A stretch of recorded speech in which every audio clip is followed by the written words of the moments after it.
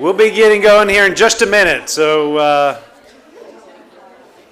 if you can find your seat, we'll get started here in a second. We're not starting?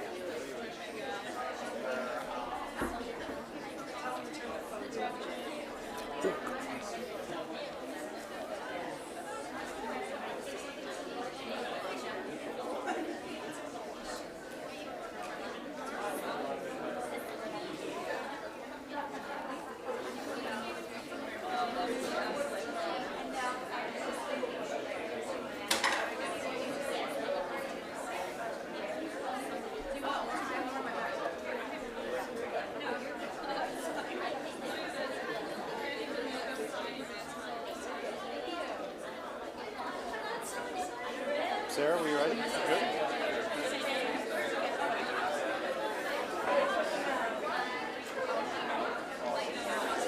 Zach, we good?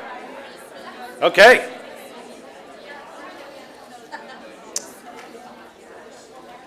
Good evening, everybody. Good evening. Thank you, Josh.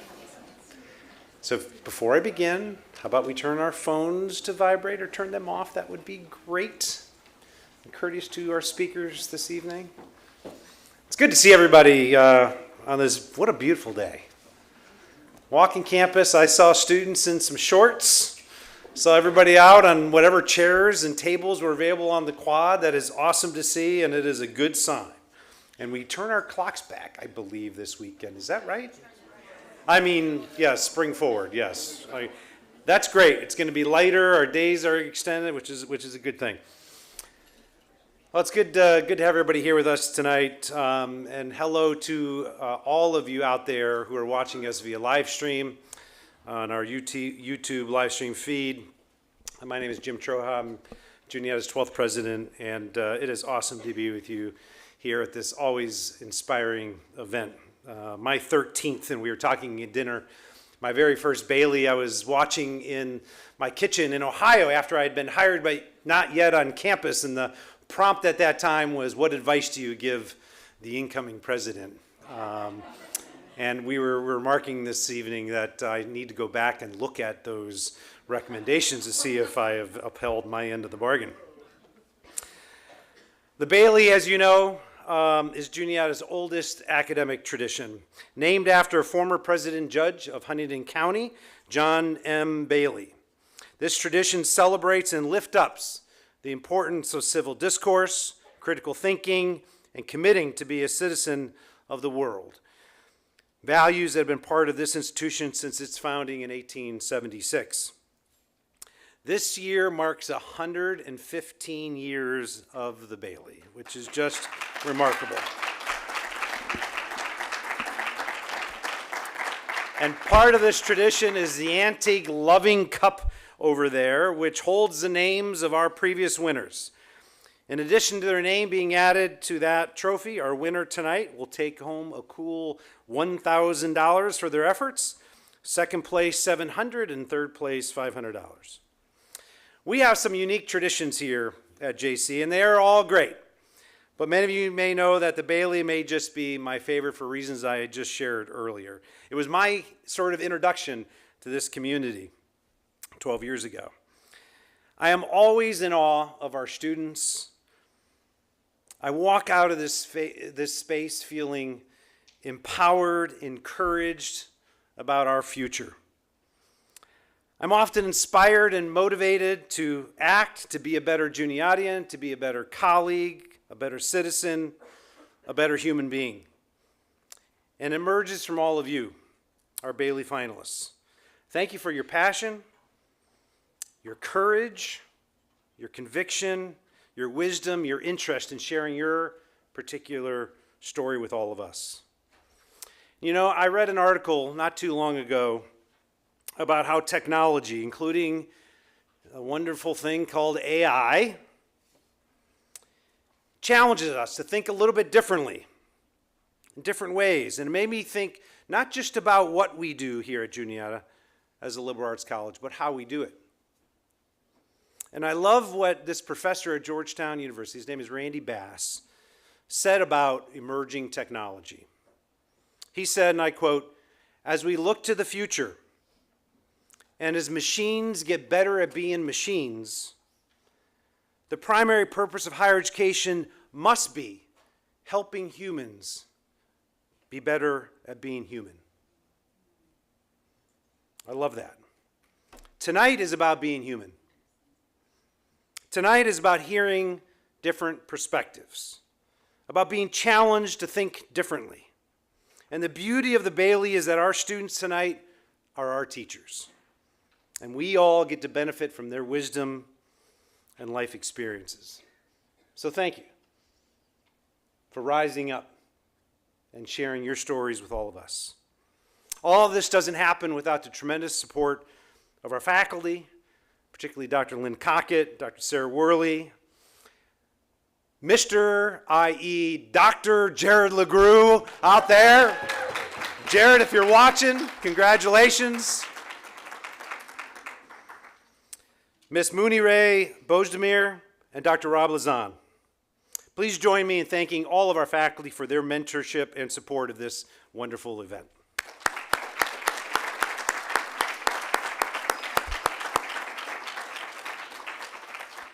It also goes without saying that we miss Dr. Donna Weimer, Professor Emeritus, who passed away earlier this year.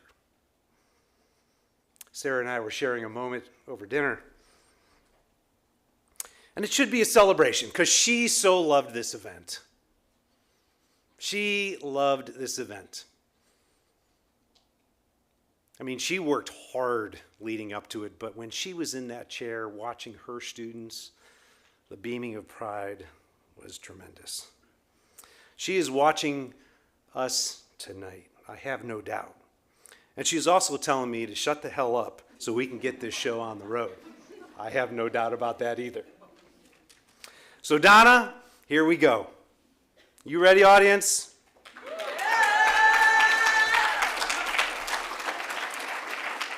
Our contestants will be addressing tonight our theme, which as we celebrate Juniata's 40th anniversary of the Baker Institute for Peace and Conflict Study, we invite the community to reflect on Elizabeth Evans Baker's inspirational quote, "Peace is everybody's business." So the prompt was, what does it take? What does it mean to make peace everybody's business? Once again, thank you finalists, thank you to our judges, thank you to Juniata for being here tonight for this extraordinary evening. It's my pleasure to turn the program over to Provost Lauren Bone. Lauren?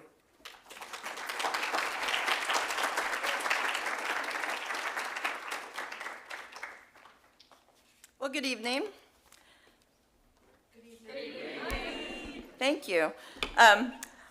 It's my joy to also offer a few words of welcome to you this evening as the Senior Academic Officer of Juniata College. Like the president, this is one of my favorite traditions, maybe because it is one of our most powerful academic moments.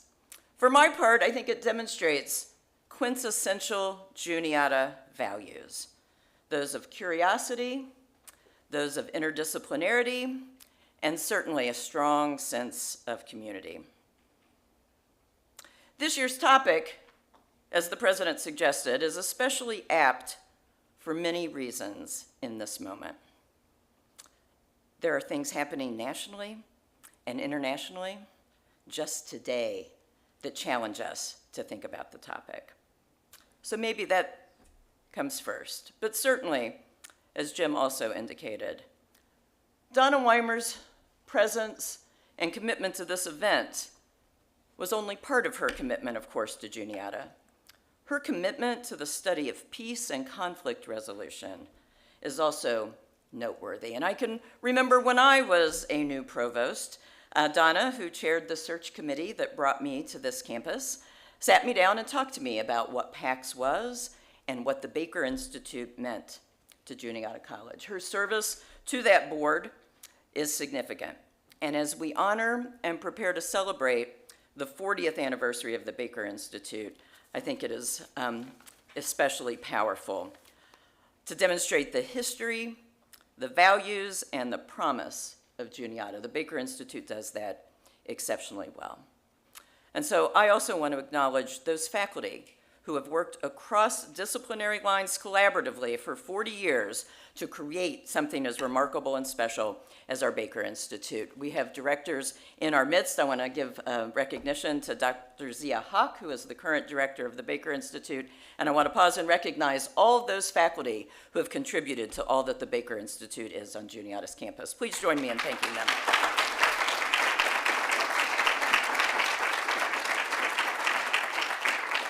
So the Baker Institute and the Bailey Oratorical taken together demonstrate how powerful our interdisciplinary commitments are. They also demonstrate, I think, our rich and longstanding commitment to giving students the kinds of meaningful experiences that allow them to translate theory into practice so that they can have a positive impact on this world. In closing, let me quote Elizabeth Evans Baker, whose vision and generosity, along with her husband John, gave rise to the Baker Institute. She said this in 1982. "I do not know how a peaceful world can be achieved, but I do know that each of us must take the responsibility of giving our best efforts, otherwise we perish." So in that spirit, we gather tonight to be inspired, challenged, and motivated by our students. Contestants, finalists, we look forward to hearing from you. I'm grateful to have you here, grateful to the communication department, especially grateful to the leadership, the vision, the tenacity of Dr. Sarah Worley. Please join me in welcoming her.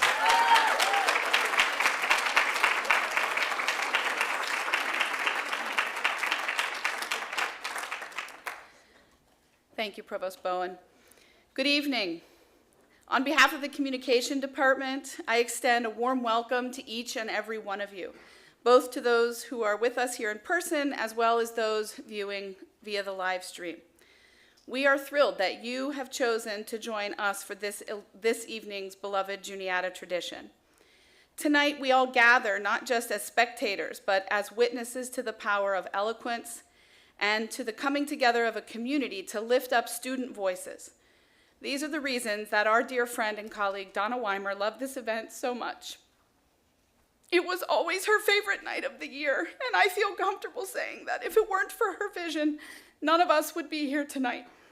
So as we mourn her passing, and for those of you who didn't know her, you can tell from how we've spoken about her tonight, she was a spectacular and amazing human being. So I would just ask that we just take a moment for a moment of silence to just pause, and then we'll return to this evening's events.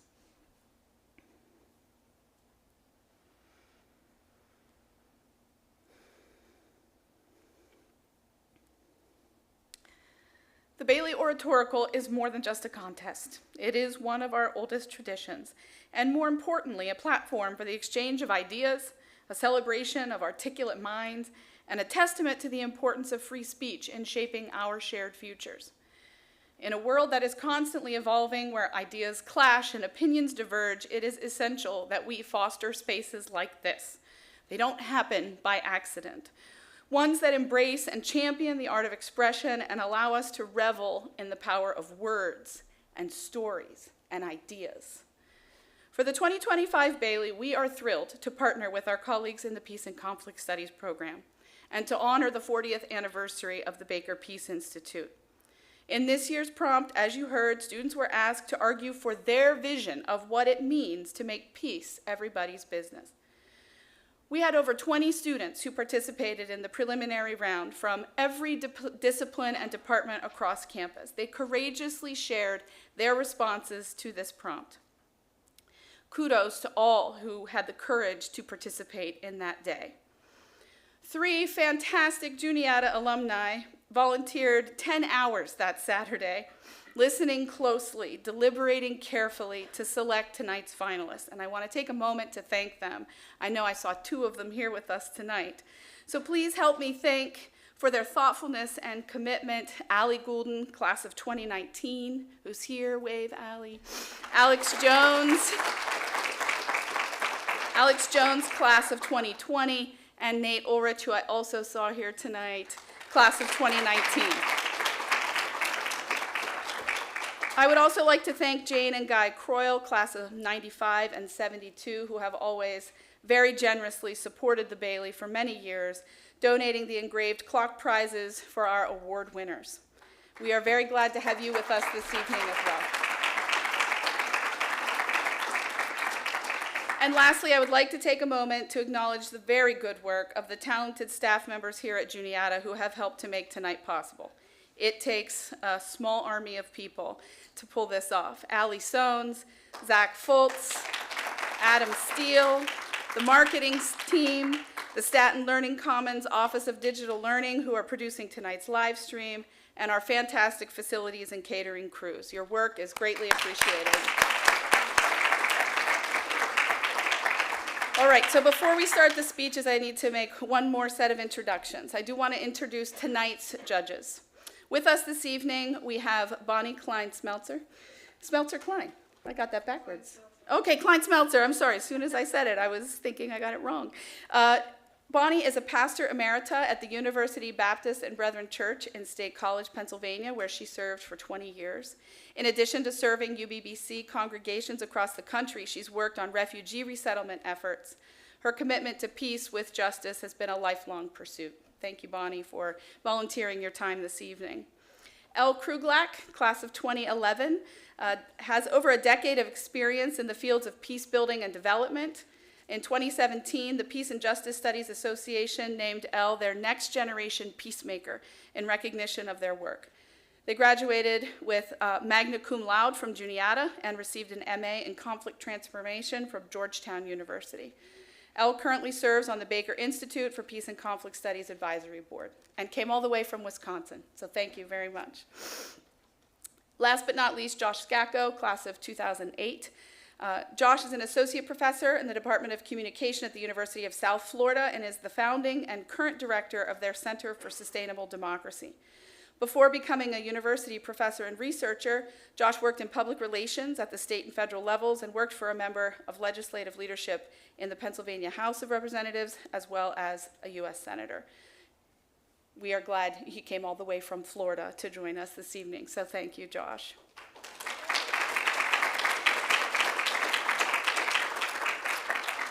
Many have wondered and many ask us, so what are these judges evaluating, right? How do they make this decision? What I will tell you is that the speakers are evaluated on their overall effectiveness and ability to present a well-supported, original, and compelling argument that is timely, audience-centered, and delivered effectively. No small task. At the end of the speeches, the judges will leave the room to select tonight's winners, and then the in-person audience here will have an opportunity to vote for the people's choice. So don't run away, right, when we take our break to deliberate. All of these will be announced tonight after the judges return. So without any further ado, let me introduce tonight's speakers in their speaking order. First, we will have Cole Gross. Second, we will have Sylvia Ortega. Third, we will have Isatou Sonko. Fourth, Max Baptiste. Fifth, Molly Sheets. Sixth, Lillian Case. And seventh, Amaya Martinez. To our speakers, you each bring a unique perspective to this year's topic. And tonight, you have the opportunity to inspire, to challenge, and to captivate us with your words. We all admire your courage. To you, the audience, as we listen to tonight's speeches, let us do so with an open heart and an open mind. Let us cherish the diversity of thought that defines our Juniata community and celebrate the power of words to bridge gaps, build understanding, and create positive change. We hope you enjoy tonight's event. Thank you.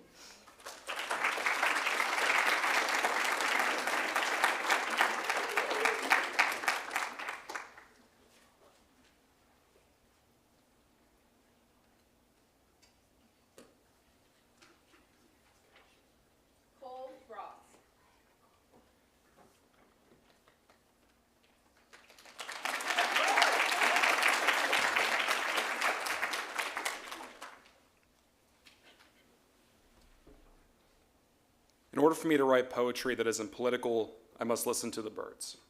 And in order to hear the birds, the warplanes must be silent. Poet and activist Marwan Mahul. When I first read the prompt for this year's Bailey Oratorical, I couldn't get this poem out of my head. Due to the war in Gaza, it's become a symbol for millions of people across the world who have decided to make peace their business.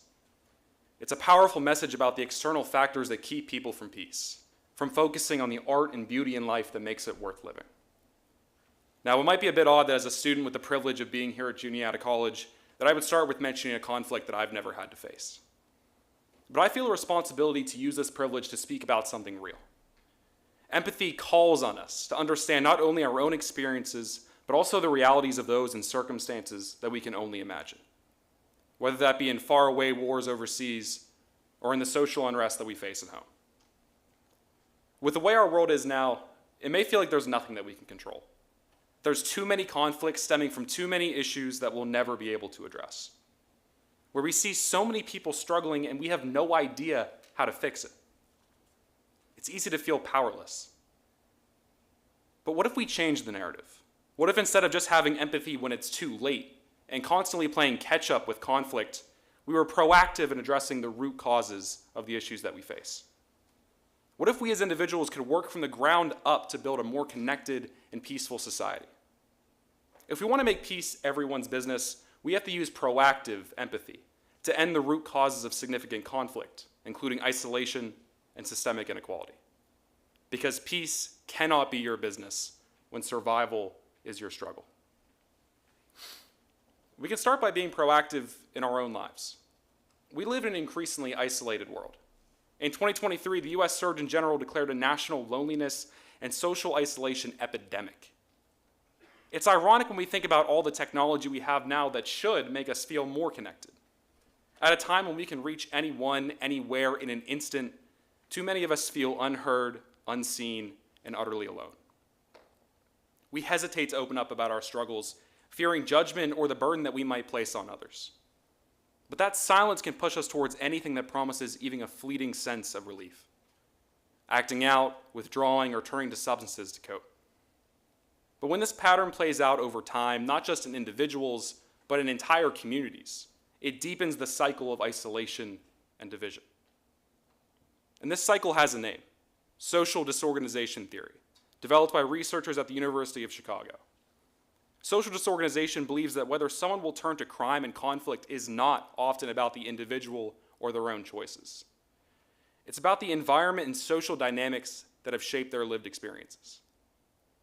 When our community turns a blind eye, when support is out of reach, when no one is there to listen or to lend a hand, that is when people are pushed onto darker paths. Not because they're inherently bad, but because isolation, neglect, and desperation leave them with nowhere else to turn.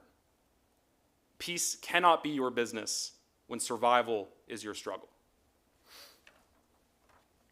We can begin to break this cycle, but only if we choose to. And it starts with proactive empathy, the kind that doesn't wait until it's too late, the kind that sees the signs and steps in before the damage is done. Everyone has a struggle that they live with. Everyone has something they don't like to talk about, no matter how much it eats them alive every day. There are experiences that have shaped me in ways that I've never spoken about. Not to my closest friends, not to the professors whose classes I've sat in for the last 3 years. Maybe like many of you, I've convinced myself that my struggles don't matter compared to others, that someone else always has it worse. But starting today, I want to challenge that. I want to challenge all of us to stop seeing struggle as a competition. Pain is not a contest. There's no reward for suffering in silence.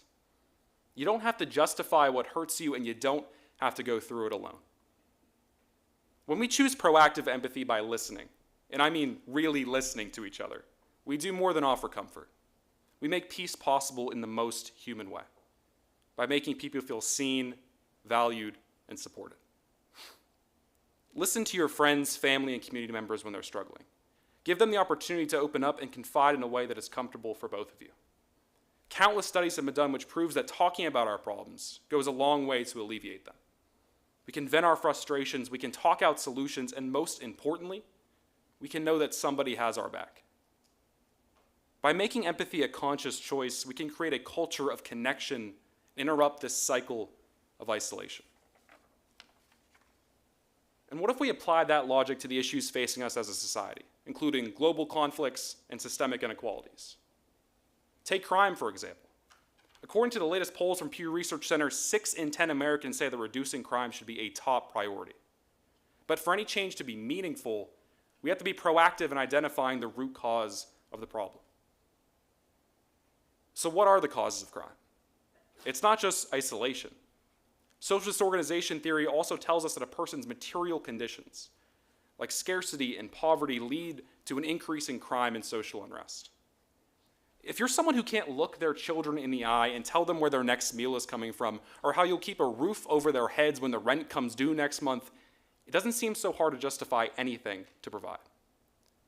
Scarcity puts us into a mindset of need, no matter the cost, no matter how violent our options may become. Peace cannot be your business when survival is your struggle. Yet as a society, our instinctive response has been punishment.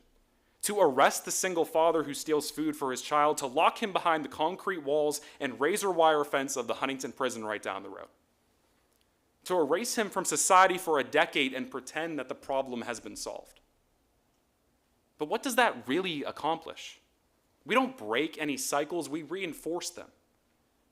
A criminal record becomes a life sentence of limited opportunities, with employment, housing, and stability all placed further out of reach. We've built a system where one mistake creates a permanent wall between peace and having the tools to actually achieve it. So instead of that endless cycle of punishment, let's use proactive empathy to start a new cycle of prevention. It's up to all of us to uplift those who are struggling. And that means addressing the economic and social conditions that push people to crime in the first place. It means advocating for policies that provide access to stable housing, living wages, and community programs that offer real alternatives. Peace is not just an ideal. It's a collective responsibility that all of us share. But that responsibility means addressing the root causes of conflict at an individual and a larger scale. If we want to make peace everyone's business, we have to be proactive in building a culture of connection, where struggle doesn't mean isolation and hardship doesn't mean desperation. We can't keep getting lost in a cycle of only trying to help when it's too late. We have to stop the war plans ourselves. Thank you.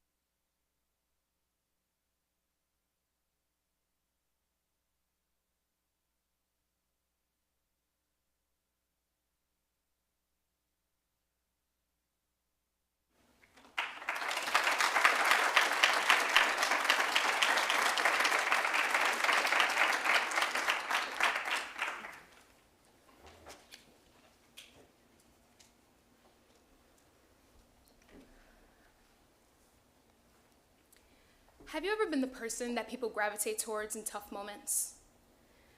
Maybe you always find yourself constantly stuck in the middle of everyone else's problems.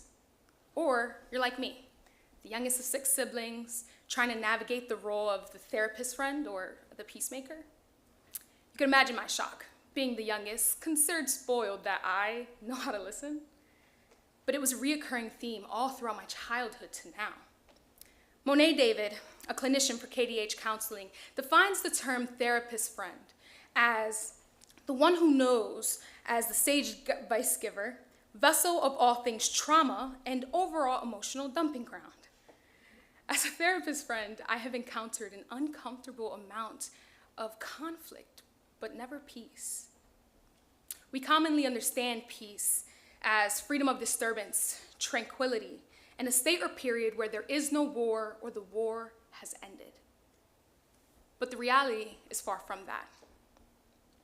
Because peace is not just the absence of conflict or the lack of war. In addition to being a practice and a way of life, it is a duty that each and every one of us must accept. And we must not accept that duty passively. Because peace requires us to lean into the hard things, consistently choose to be the peacemaker, even when maintaining that peace is exhausting, and to foster a community that can share the responsibility, ensuring that everyone contributes to the collective endeavor of peace. You see, peace has been considered as this large, unattainable goal. So what does peace look like as a way of life? SOS International, a response team for at-risk children around the world, wrote an article describing a peacemaker. The characteristics are as follows. Peacemakers lean into the hard things because true peace comes through hard work and leaning into hard and uncomfortable spaces. True peace is difficult because it requires us to make an effort when it's just too hard. You see, during my sophomore year here at Juniata College, I practiced leaning into the hard things. My East Suite, where I resided with 8 girls, was deemed by our CA the problematic room. Now, if you're thinking, a room with 8 girls makes sense, you would be right. The amount of problems from big to small were never ending. And throughout the course of that year, I realized a change in myself, a negative change. You see, I had continued to be that therapist friend. I had people coming to me in all the large and small conflicts, from Mario Kart debates to romantic relationships to even harder scenarios when a friend contemplated suicide. I was there for it. I was there for all of it. And it forced me to realize my own emotional burnout, but also left me wondering, where do I find peace? It was never there. However, in these moments, I realized, and I truly believe, that these are the moments, these hard scenarios is where peace can truly begin to take root. Peace as a way of life is not the absence of conflict. True peace is not passive. It requires us to lean into the hard things and continually choose to be a peacemaker. We as peacemakers need to be emotionally strong to persist with the efforts that peace requires. Assuming the position of a peacemaker means accepting the individual responsibility of continually leaning into the hard places when it is exhausting. It left me questioning Desmond Tutu and SOS International because how do I make peace a way of life by actively leaning into these hard places, consistently choosing to be a peacemaker when I simply can't do it anymore? Now, maybe you're thinking and looking at me, great question, because you want nothing to do with it either. Why would you? I realize being the therapist friend is kind, but it took a toll on my emotional well-being. And my lack of action and knowledge on how to carry that weight left me alone in my struggle. But true peacemakers, they know how to carry that weight because they don't do it alone. We do it together. You see, true peacemakers, they can lean into the hard things and choose to continually lean and maintain peace because they have people to lean on. And they build peace and maintain it whether it is on a collective or individual or interpersonal level. You see, true peace is not built by a single person, but by the collective strength of individuals who each do their part, as we all attempt to live in this way of life. So that not one person assumes the weight or the hardship that comes from leaning into the uncomfortable truths in every interaction that we may have. We can all work to lighten the load of each individual in this room, in our homes, in our communities, and globally. All throughout history, we see examples of peacemakers needing help for the righteous and unyielding work that is peace building. From Nelson Mandela's Truth and Reconciliation Commission in South Africa to global organizations like the UN, the Red Cross, Church of the Brethren affiliations, these are all organizations that are attempting to make peace everyone's business, just as Elizabeth Evans Baker would have hoped. The actions of peacemakers ring true to the level of global organizational efforts, but also in my personal life, in my East Suite. Because I can proudly say today that we are no longer the problematic room. We did remove Mario Kart, unfortunately. But we also leaned into the hard place of uncomfortable conversation and all assumed the responsibility of the peacemaker. Our conversations, they stretched over a fortnight, but in the morning we had built lasting peace together. To lean in, we need to lean on each other, and that is what peace looks like as a way of life. So I leave you with this. Chaos surrounds us, and peace is hard to hold on to. But that is exactly why the effort is worthwhile. So that when we are questioned as the next generation of leaders, we do not fan the flame to violence. Instead, we walk, we talk, and we honor the actions of the peacemaker. Each of us, whether you choose it or not, have a choice to lean into the hard things. Consistently choose to be a peacemaker and foster a community that shares this responsibility. Peace requires your active participation, not your passive hope.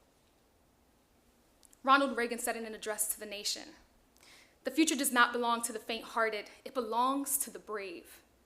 So be brave in your endeavors to bring about peace and ask yourselves, who will you be when given the opportunity to make peace your business? Thank you.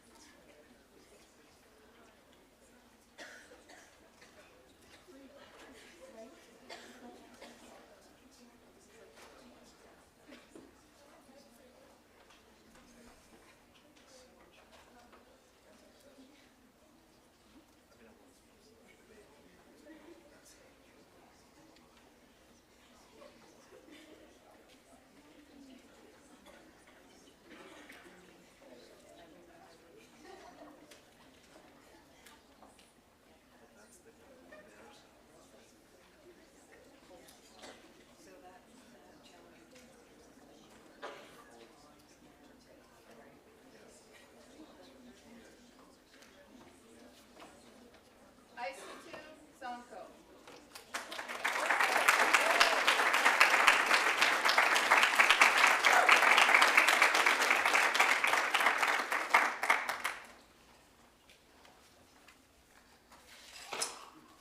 Imagine your neighborhood where just one house catches fire. If you and your neighbors decide to ignore that, those neighbors thinking, oh, it's not our problem, it's their house, guess what will happen? The fire will spread and eventually will consume your entire community. That is exactly how peace works. If there is violence, injustice, and conflict in one part of a society, ignoring it only allows it to grow. But when people take collective responsibilities through dialogue, cooperation, and justice, then peace is maintained for everyone.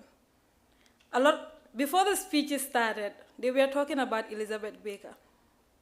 Guess what happened? Before the Baker Institute started, it actually took the woman 2 years to be able to convince the Juniata College administration about the importance of the peace program as part of its curriculum. She wasn't at any point a student at Juniata, but one of the things that I asked myself, I'm like, how is she willing to invest so much if peace was just her business? Because she knew as young people, we could play a very big role in bringing peace to other people's lives. And as a peace and conflict student today, I'm able to bring peace to other people, either through mediation or through negotiation, or maybe even roommate conflicts. So today on my argument, I will argue on why peace is everybody's business. I will also discuss choosing peace over revenge and why peace is the everyday business of peace. To understand how to choose peace over revenge, we first have to understand what peace really is. Most of the time, people will be like, oh, peace is absence of war or conflict, and others might think it's just finding your inner peace. But peace is more than that. For those in war right now, peace could mean absence of war, absence of violence or conflict to them. So the Art Charter, which consists of participants from the different part of the world, define peace as the wholeness created by the right relationships with oneself, with others, with the earth, and the large whole in which we are all part of. And this is something that I really believe in. Peace can start with you, but it's just not so, it's not about you. Sometimes we have to be able to create peace in order for other people to find peace in that same space. Sometimes what can bring you peace may be something that brings conflict to other person. If you find peace in playing loud music, it's something that can disrupt someone else's peace. So this shows how it takes our collective responsibilities in working together in maintaining peace for everyone, not just ourselves. Now, choosing peace over revenge. I'm going to use the Gambia as an example. I come from a very small country in West Africa, and we were under a dictatorship for 22 years. I remember a time when people have to be very careful with the things they say in public. People had to whisper things to be able to just make sure people are not hearing them, because at the end of the day, they might get arrested for the things that they say. So we started a movement called #GambiaHasDecided. This was to remove the government out, because people were just tired. There were just a lot of human rights violations that were happening in the country. People's family members disappeared, journalists were silenced, people went into exile, all because of the former regime. So when we started the movement, we were like, as young people, we have to come together and find a way to get the president out. And in 2016, we voted him out. And now it comes to the real test. It was left to us as the citizens of the country. What do we want? Do we create a country that's peaceful for everyone, or do we choose revenge? We started, a Truth Reconciliation Commission was set in the Gambia, where victims were able to come and share their stories. Perpetrators also were invited to confess their crimes. And one of the most powerful moments for me was when a perpetrator asked for forgiveness from a victim in public. And the victim looked at the perpetrator and said, "Peace is everything. Without peace, we won't be able to go to our mosque or churches. Without peace, there won't be any development in our country. So we owe that peace to each other, to our grandchildren, to our children, and on the unborn." To me, that's the kind of peace we should all work for, not just the peace that comes from policies or laws. I'm not saying those are not important, but if we are able to find it within ourselves as individuals, this peace is important, because at the end of the day, we might not face the consequences of it, but our children will surely do. When we look at Rwanda, for example, Africa is like, it has the largest number of young people. Over 60% of its people are under 25. So this clearly shows how, as young people, how we can play a role, either to choose peace, because every conflict has a legacy. So do we leave that legacy, or do we leave our own footprints? So Rwanda in 1994 went through a genocide, which was very, very serious. It was between two people, the Tutsis and it was between two people, which was between the Tutsis and the Hutsis. So when this happened, one of the things that they decided to do as a country is to reconcile. Rwanda today has 97% of reconciliation rate, because young people chose not to leave the footprints that was left by their forefathers. I was watching a video online where a perpetrator was talking about a story about the family members of, so he killed a certain family member, and at the end of the day, what happened was his son was able to marry the daughter of the family that he killed. To me, that wasn't an easy thing for someone to do, but we can go through it. And for me, Like, we can find peace in our everyday actions, through the little things we do. In our words, do we spread unity or do we spread hate? In our actions, do we choose violence or do we want to choose a dialogue? In our communities, do we fight the injustice or do we just want to sit there and relax? Reflecting on Elizabeth Baker's advocacy for peace program, I understand it's for us as young people because we can definitely do something about bringing peace to other people. Looking at the Gambia and Rwanda, choosing peace over revenge. Elizabeth Baker, in one of the letters she wrote in the book, Peace is Everybody's Business, by Martha Daniels, she stated that it's not just enough to believe in peace. Now it's not enough to just believe in peace. It's now virtually necessary for people of goodwill everywhere to become active in this pursuit. Now we must do something about it, each of us. Each of us hold a power to foster peace through our daily choices and interactions. Because sometimes the peace you create for other people may largely be the peace you create for yourself. Just like the house and the fire.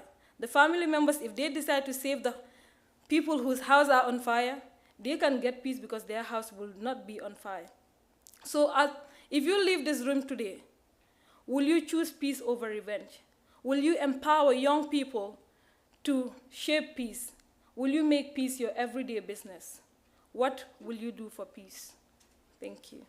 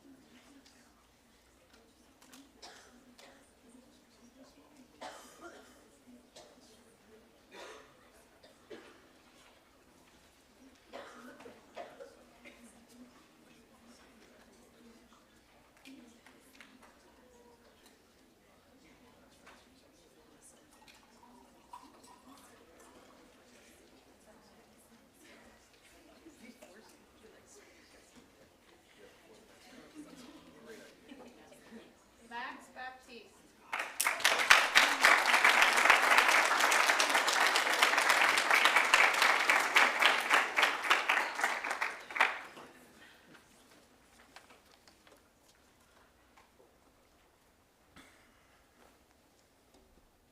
There ain't no better time than our current day to talk about peace.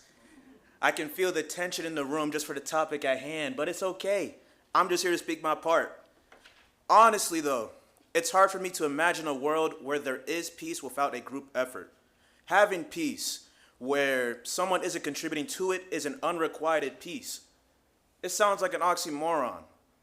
Peace is a goal, a collaborative effort where everyone is involved. Understanding this, I would like to speak on what I believe peace to be, the growth we need as people to walk towards that goal, and how you do not need to be someone to do something. Let me ask y'all a question. Ain't you tired? We've been living through unprecedented times for years on end now, and in our current day, it feels as though the frequency is only increasing. So I'll ask you again, ain't you tired? Not only am I tired, I'm fed up with it all. Is this the promised future I worked my entire life towards? Because if so, I'm disappointed. Are we satisfied with our lives as a society today? Are the circumstances we are all currently living within only the business of those who are in important positions, the somebodies? I sure as hell don't believe so. If you assign such a responsibility to one figure, you will see them fall, either under the pressure of those expectations or due to their own desires. Do they know your struggles better than you know your own? I'm tired of feeling inconsequential. I'm tired of feeling disregarded. And I'm especially tired of being forced to take it all on the chin. To even think peaceful living doesn't include my participation in that goal feels damn near insulting. If we want to reach peace, we need to collaborate and make it all of our business. Peace is not stagnation, nor is it ignorance. Peace is not stagnation, nor is it bliss. Ignorance is bliss. It's like an ostrich putting its head in the sand while it's storming. Choosing the path of ignorance is bliss. It has to be peaceful, right? Forget about the strong winds, the lightning, the imminent tornado coming your way. Your head is in the sand and you're minding your business. I paint you this ostrich scenario to prove that we ain't gonna solve anything by staying to ourselves and shutting out everything we find inconvenient. Ignorance is bliss. The path of least resistance is a veiled sense of true, peaceful living. It is only a convenience for those who wish to keep to themselves and handle solely their own problems. It's the easiest way to maneuver through life and its challenges. I get it. I've been a victim of acting the same way too. But peace needs that collaboration from all sides towards that goal. And in the pursuit of that, you will be disturbed by differing views. Being disturbed in this context, however, is how we progress. Without introducing ourselves to new perspectives and ideas, we will only stagnate ourselves and the concepts we could be evolving. Peace is not stagnation, nor is it silence. Peace is not stagnation, nor is it submission. Silence is submission. There's a proper way to go about such a task. To aim for peace, you have to walk towards it with a civil mindset. The quickest path to peace is the one with the least peaceful methods. Historically, right? When people wanted an immediate change for the better, they went to war. The aftermath of that route, however, is a traumatized community, resentment towards opposing sides, and the need to rebuild. It's horrible. It's another form of veiled peace. The fight for a peaceful existence has always been prevalent. People have always chased that goal. And with that, the results have varied. When we look at our current climate, everything going on in Ukraine, Palestine, Haiti, the Congo, hell, even the soil we're standing on right now, it got us all in check. It begs the question of whether peace is even possible. I'm not here to preach to the choir. I don't have the golden ticket to these issues, and I want to make it clear that you should not view me in that way. I simply want to acknowledge the magnitude of such a goal. It hasn't been done for a reason. It's hard, man. Even though it is hard and the goal seems damn near unattainable, is that really our reason not to try? I say we just go for it. Let our thoughts be known. We're bound to make mistakes. I won't sugarcoat that. But we got nothing to lose trying to help each other out. Every person's contribution to peace does not need to be the exact same as the next, let alone should that be expected. We all come from different backgrounds and lived experiences that dictate how we think, me included. But in the pursuit of that, I simply request you keep an open ears to others still. MLK and Malcolm X, y'all know them. Two different guys, but still support each other in the name of peace. MLK acknowledged it in his own letter to Malcolm's widow. He told her, "We did not always see eye to eye, but I always had a deep affection for him." I say this all not to instill any further concerns about the future, but rather the opposite. Any of you hearing me now can do what I am doing and more. Not a shadow of doubt in my mind about that. I'm speaking in front of you all today, just a boy with some hopeful ideals, but I could still get up here and discuss peace. You do not need to be someone to do something. Every one of us can affect the world as we see fit. The strength of an individual's voice and their actions are infinite, and when we collaborate, that potential skyrockets even further. For us to move towards peace, it will demand growth within us all. Acceptance, creativity, even some bravery to get yourself out there. But you do not need any fancy title, let alone any major position of importance to do it. the power you have with your perspective and actions is enough. Sure, we got a Derrick James, we got a Matthew Damschroeder, but dude, we can't expect them to handle everything, right?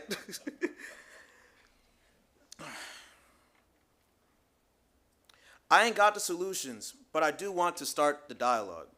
The fact we do not have peace means we got some business to take care of. A working solution may not be on the table, but that ain't gonna stop us from figuring it out. The answer to not having a working solution is to find it along the way. So I'll ask y'all again, ain't you tired? Peace won't get any closer if we continue to sit idly by as we watch others solve our problems for us. It will only grow further away as we divide rather than unify. It will not be easy, but it will be fruitful. Peace is not stagnation. It is a goal. It will take growth within us all. You do not need a fancy title to make that difference in your own way. In front of you all today, I did just that. You hardly know my name, let alone anything I went through, and that was my intention. If you're just as tired as me, get out there and be the change you want in this world. Stagnation won't bring us peace. Ignorance won't bring us peace. Silence won't bring us peace. Collaboration will. I hope something resonated. Thank you for your time.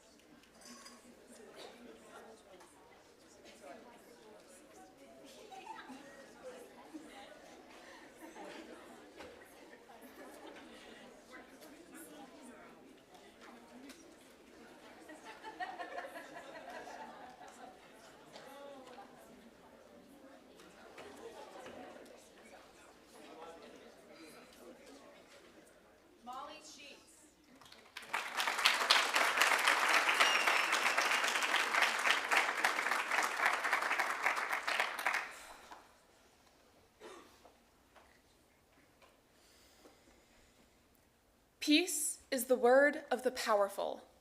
Justice is the word of the oppressed. Peace is a complicated, multifaceted concept. It can be a tool to uplift the hopeless or a threat to create silence. It can be a rallying cry for the oppressed or a weapon to justify violence. Today, peace is far too often the word belonging to the powerful and privileged, telling those who would seek to change the status quo to not rock the boat, to keep the peace, all for the good of the whole. As a pacifist, I believe it's important to remember that being peaceful doesn't mean being complacent or a pushover. I believe it means working to dismantle and reform the systems of power and oppression that make just and stable peace an impossibility in our society today. Peace, as we know it, is the word of the powerful. Justice is the word of the oppressed. And in order to achieve peace through justice, we must not be afraid to make good trouble. Peace, as it is known today, is a word used and abused by the powerful to maintain control. This leaves our society inflexible and brittle and results in civil rights and social progress being sacrificed in favor of maintaining existing power structures. However, it is these traditional power structures that often result in the need for civil rights in the first place. The result of this cycle is that the peace becomes a form of oppression, of normalized systemic injustice, with any struggle against the status quo categorized as violence. As this quiet oppression disguised as peace is perpetuated, despondence and bystander inaction become the norm. I think this is what Martin Luther King Jr. meant when he said that the largest barrier to civil rights is not the white citizen's counselor or the Ku Klux Klanner, but the white moderate who is more devoted to order than to justice, who prefers a negative peace, which is the absence of tension, to a positive peace, which is the presence of justice. In outlining this issue, King also highlights the solution, focusing on justice. Justice is the word of the oppressed. Approaching peace from the perspective of justice would create a space where violence is addressed while working to change these systems of oppression that people live under each day. Unfortunately, in the world we live in now, justice is often confused with vengeance. It's important to remember that the goal of justice is not to get even or to exact punishment. Justice in a peaceful world means making sure that any violence that does happen is not repeated or perpetuated. The reason it seems like any peace we have today is fragile is because the peace we cling to simply isn't. The peace we know today is held tentatively together through threat of force rather than growing organically out of a sense of justice. Imagine a world of justice-wrought peace. Human rights and dignity would be at the forefront of government and community initiatives. Justice, specifically restorative justice, would be a guiding principle of society, and our culture would be flexible and open to growth. We collectively need to start seeking justice if we want to make a true, stable peace. Making peace and seeking justice often means making trouble. I say we start making peace right here on Juniata's campus within our student body with simple, peaceful resistance to unjust mandates. Juniata, like many other campuses, has a history of being a home of peaceful resistance. In the 1960s, Juniata icon Betty Ann Cherry led a group of her fellow students, against the wishes of some members of the faculty and administration, to the Civil Rights March on Washington. It seems that every generation, society chooses a new target, but the pattern of discrimination remains the same. In the 60s, it was the Civil Rights Movement. In the 80s and 90s, it was the fight for gay acceptance. And today, it's the struggle for trans rights. Punitive laws targeting trans people are becoming increasingly common. These attacks occur in the absence of justice and undermine the foundations of the peace we must strive for. In 2004, Representative John Lewis spoke at Juniata. He gave a message about peace, about nonviolence, and about making meaningful change. He spoke of making good trouble and told Juniatians, don't be afraid to get in the way. To achieve both justice and peace, we must not be afraid to make good trouble, like Representative Lewis mentioned. But what can we as individuals do to change overarching systems of oppression? Individually, we can practice empathy. We can challenge disinformation, and we can speak out. For example, I was cautioned that I may not want to discuss trans rights with such strong words, that it's a divisive example and would undermine the persuasiveness of my argument. However, I chose to make good trouble by using my platform in this competition to speak out for my trans siblings. While we absolutely should work individually toward peaceful change, our power as individuals is strengthened exponentially when we use our ability to organize. Our ability to band together under a common goal and to stand up for each other and what we know is right. As individuals, we can make waves. As a group, we can make a tsunami of change. We can work as a whole to move from a false, threat-filled peace to a peace grown out of justice. Martin Luther King Jr. wrote, "Freedom is never voluntarily given by the oppressor. It must be demanded by the oppressed." I'd like to say now that peace will never be voluntarily enacted by those who profit from division. It must be created and demanded by us, for if not us, then who? And if not now, then when? Peace, as we know it, is not enough. Let us all make it our business to make good trouble today so the world may know peace tomorrow.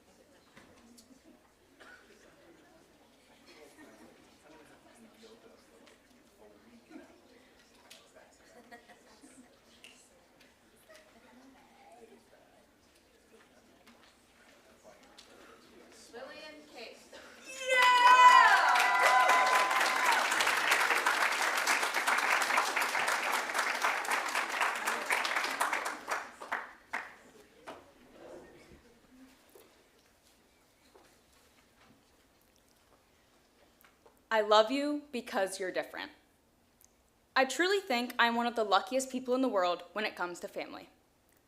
I didn't always appreciate my parents' efforts to raise me and my sister in a household where hate wasn't accepted, but I'm forever grateful for it now. The simple phrase, I love you because you're different, followed accusations of you're stupid and I hate you and you're weird throughout our childhood. My mom required the phrase after the first time she heard me or my sister say something negative towards the other. Of course, because it had to be said, my sister and I would often mock the phrase, Charlotte, I love you because you're different from me, without appreciating how those simple words reframed how we thought about differences or traits that we perceived negatively. In today's world, we perceive our differences to be greater than our similarities, which tears us apart, creating fear and conflict. It's easy to get caught up in analyzing why we are not the same, rather than focusing on how to turn our differences into strengths. Peace is possible when we embrace our differences rather than fear them, creating safety through understanding and unity through love. We can all make peace our business by showing compassion, listening more than we speak, and expressing love more often. Embracing our differences requires compassion. For all of us to promote peace to overcome conflict, we must have compassion for differences. There's over 8 billion people in the world. Obviously, we're all different. Showing compassion can help to acknowledge that we're also all human. It is easy to dehumanize those who are different from ourselves, but constantly creating division does not lead to peace. John Hume received a Nobel Peace Prize in 1998 for his efforts to find a peaceful solution in Northern Ireland.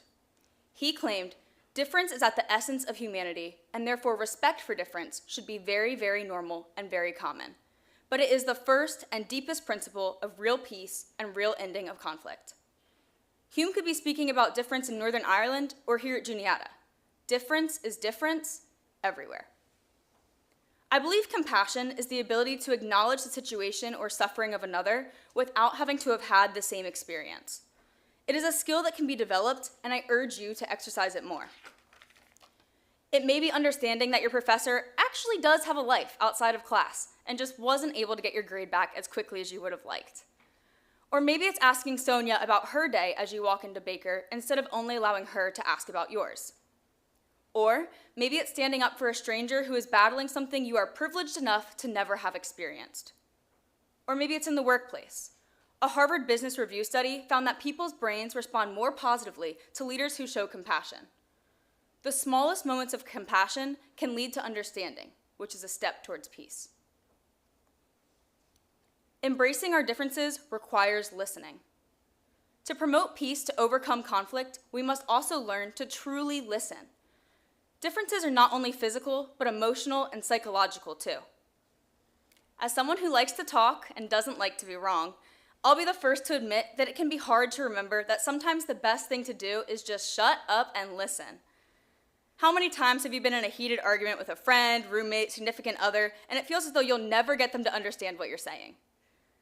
In your next conversation or disagreement, I challenge you to be the first one to listen. Truly listen. For us to hear each other, we must listen to each other. Clinical psychologist Dr. Leon Seltzer focuses on the importance of feeling understood in a conversation and listening to understand, not just to respond. When we are listening to understand, we show that we value what the other person has to say. And I know what you're all thinking, but sometimes I don't value what they're saying at all. In response, I ask you to try anyway. Be curious, ask questions.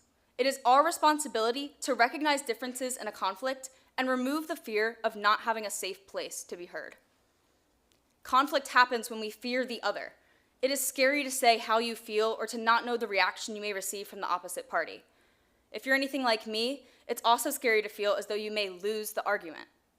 However, by actively listening and releasing fear of not being accepted, there is no losing. Each side feels more valued. If more people, starting with us in this room, embraced our differences in opinion for one conversation, peace would be more achievable and relationships with others would be stronger, despite our differences.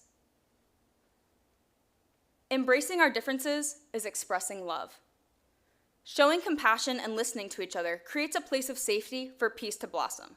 Expressing love does too. Hugs are proven to make you feel safe and to increase your health.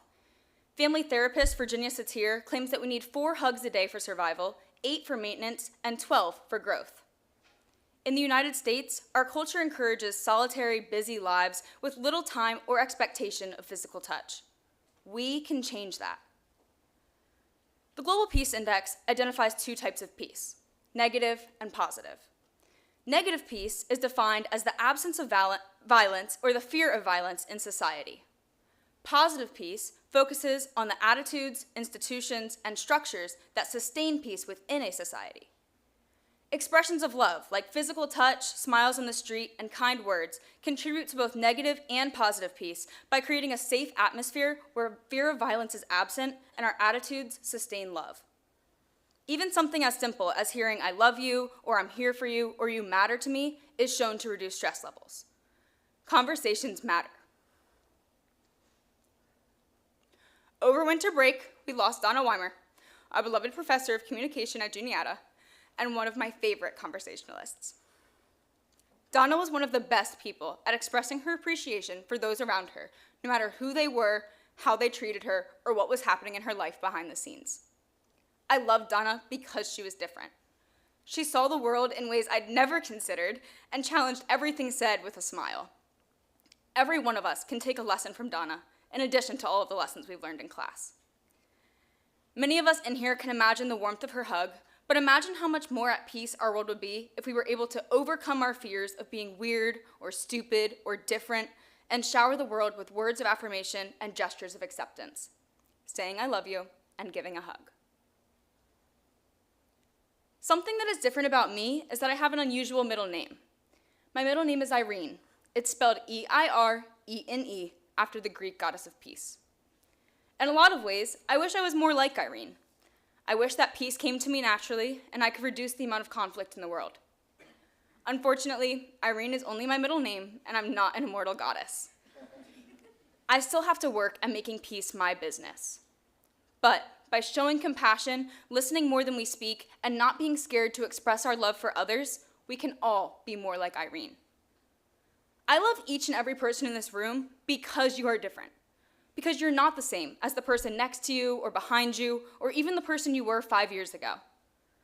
So my mom isn't making me say this, but I love you because you're different from me, and I hope you love me because I'm different from you. Together, we can make the world a more peaceful place and use our differences as an opportunity to overcome conflict.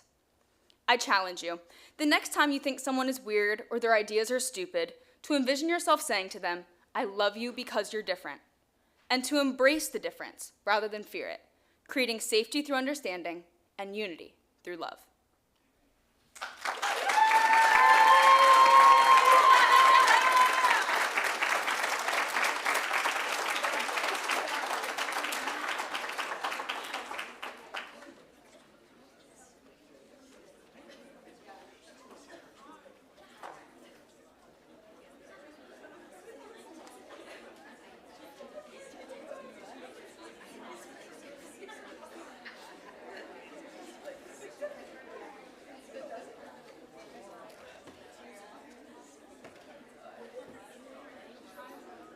Amaya Martinez.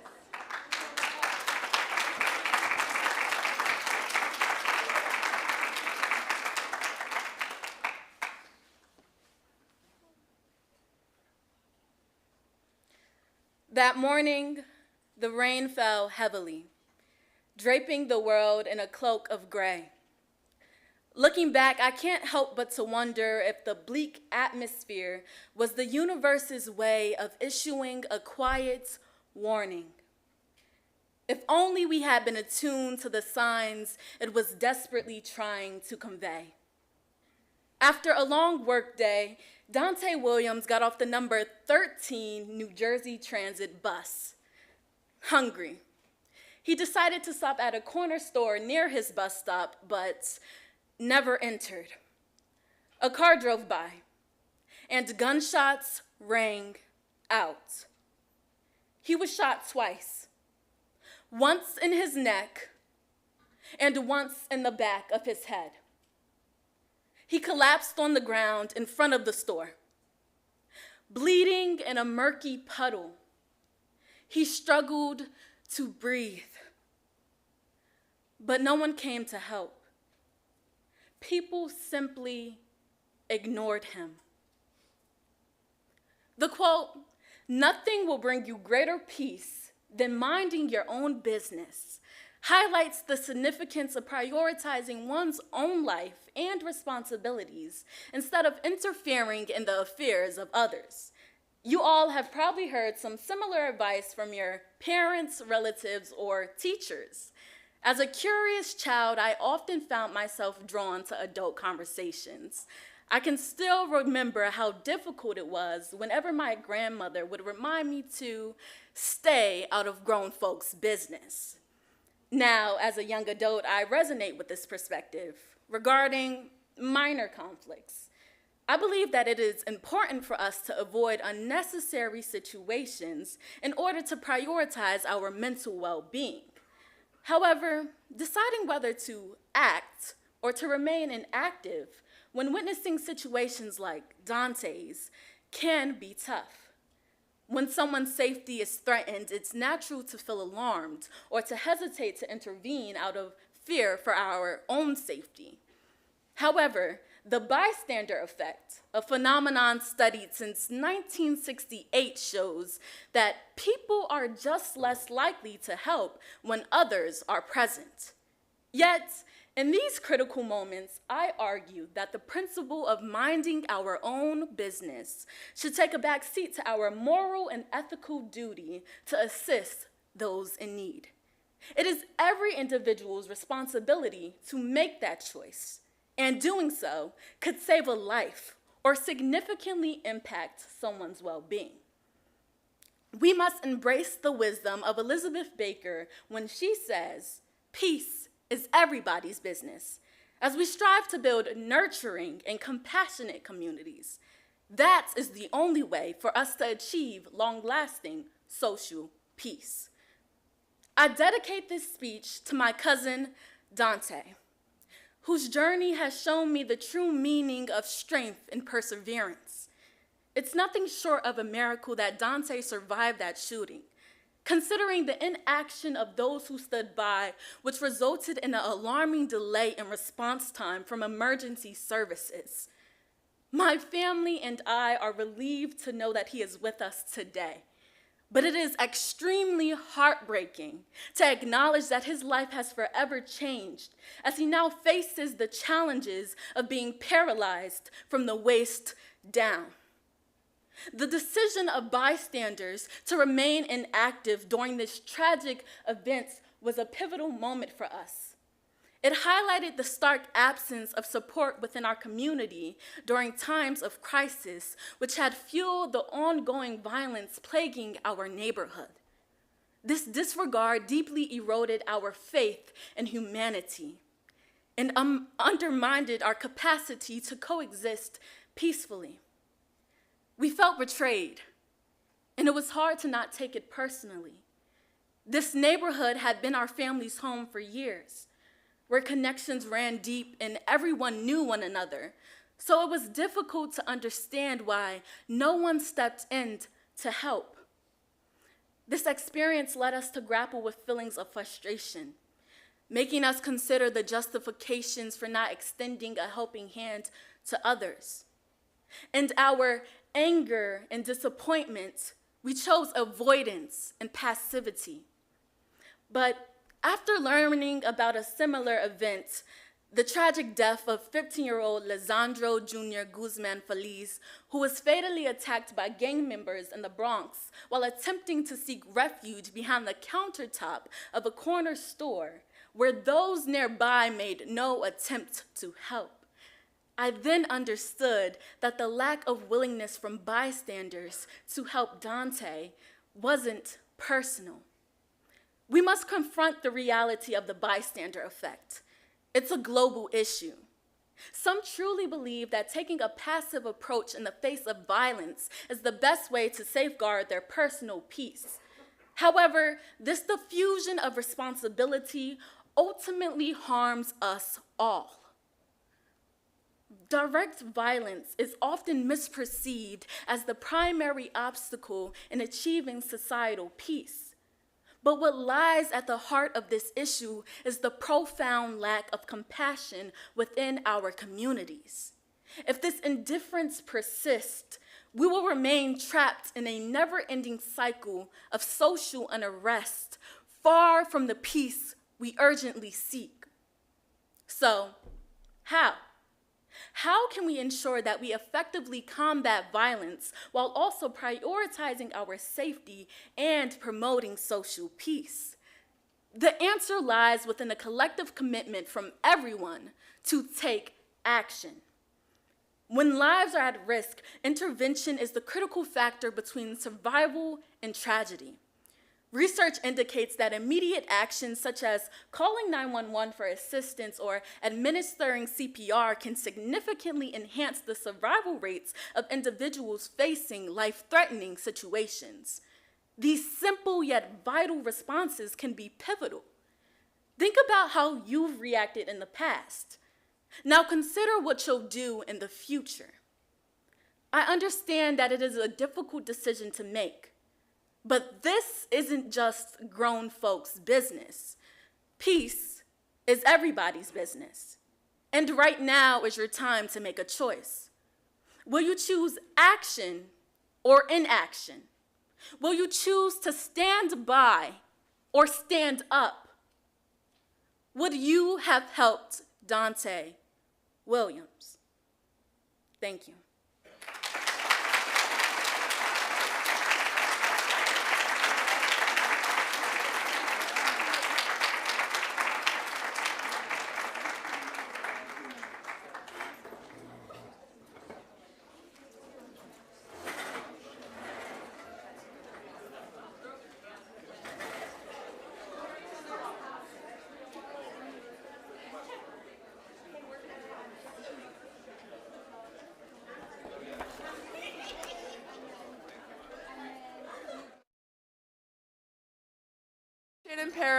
I'm studying communication advocacy here with a minor in peace and conflict studies.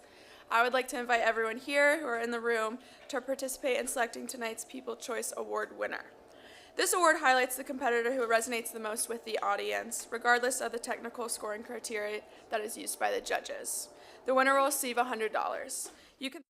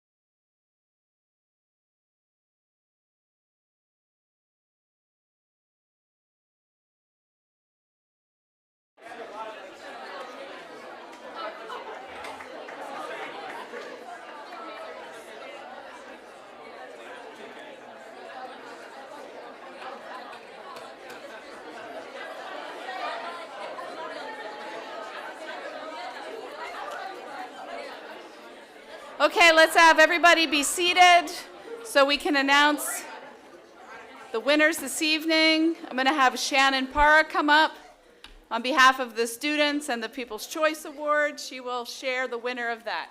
Come on up, Shannon. Hello again. I am honored to announce that this year's People's Choice Award winner is, drum roll please, Amaya Martinez. I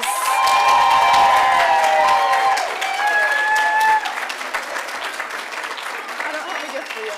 Good job.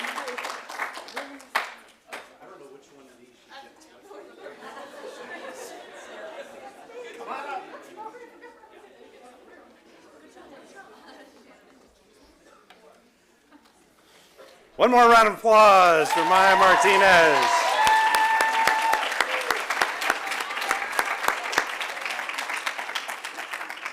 Did you all have fun? Learn a little bit? Please join me in thanking the judges one last time here for all your good work. Thank you for joining us. And our faculty for all their tremendous work in getting our students ready tonight. Thank you so much.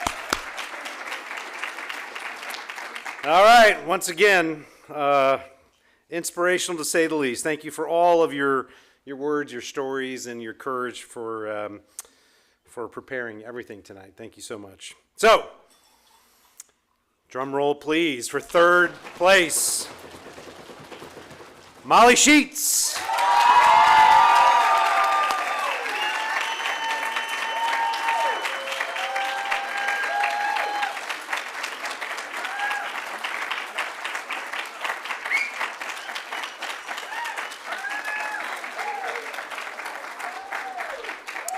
And in second place, Lillian Case.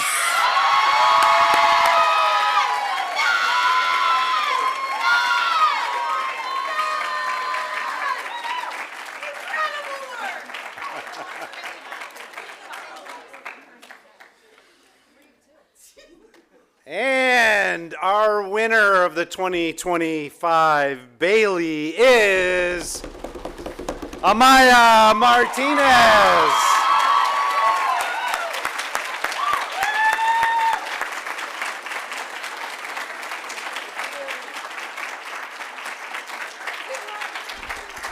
One more loud round of applause for all of our participants tonight.